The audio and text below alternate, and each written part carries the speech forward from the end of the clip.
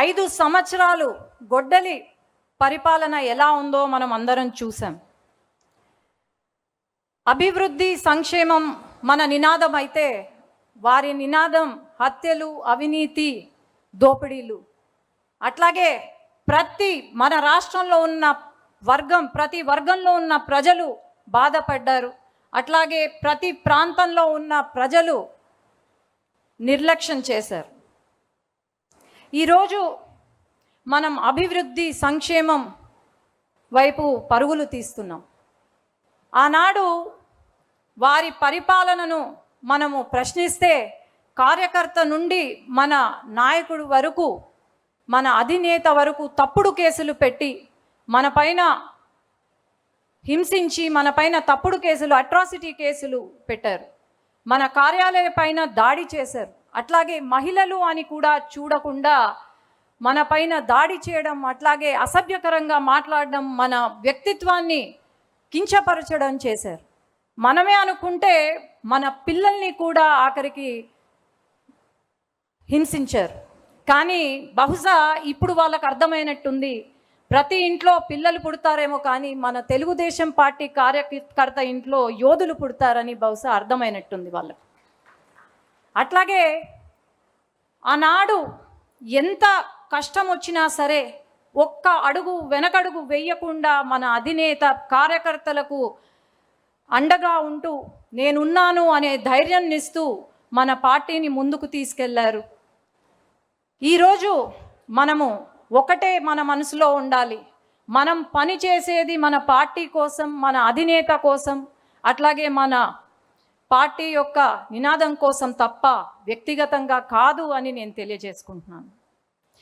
మనం ఎప్పుడూ కూడా మనం పడిన కష్టాన్ని మర్చిపోకూడదు. అట్లాగే మన అధినేత పడిన అవమానం మనం మర్చిపోకూడదు.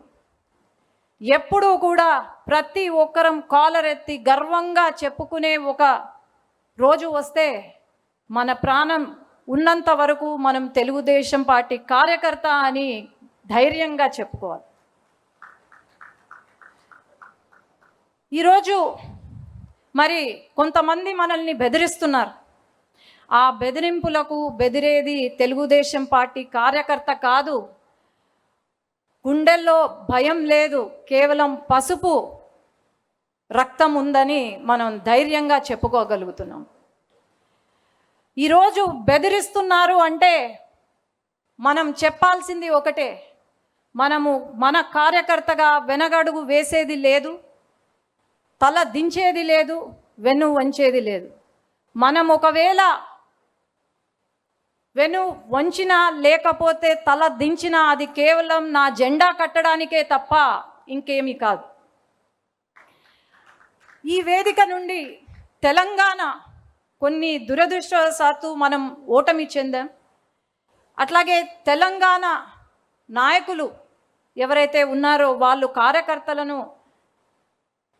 కలిసిమెలిసి ప్రయాణం చేస్తూ అక్కడ అట్లాగే ప్రతి క్షణం మన సమస్యల పైన, తెలంగాణ రాష్ట్రంలో ఉన్న సమస్యల పైన పోరాడుతూ ఉన్న మన నాయకులను ఈ సభ ద్వారా అభినందన చేస్తున్నాం.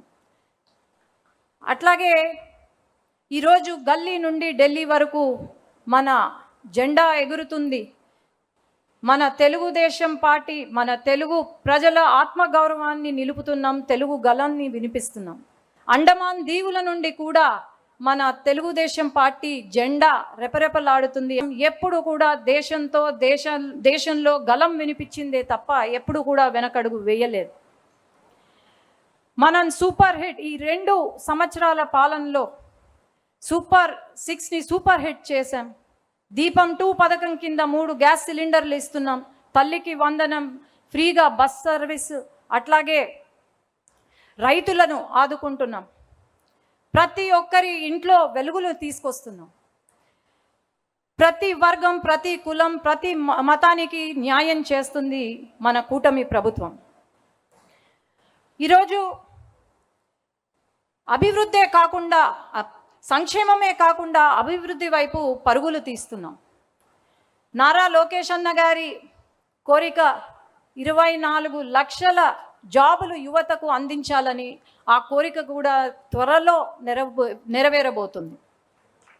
యువత భవిష్యత్తు అంటనే గుర్తుకొచ్చే పేరు నారా లోకేష్ అన్న.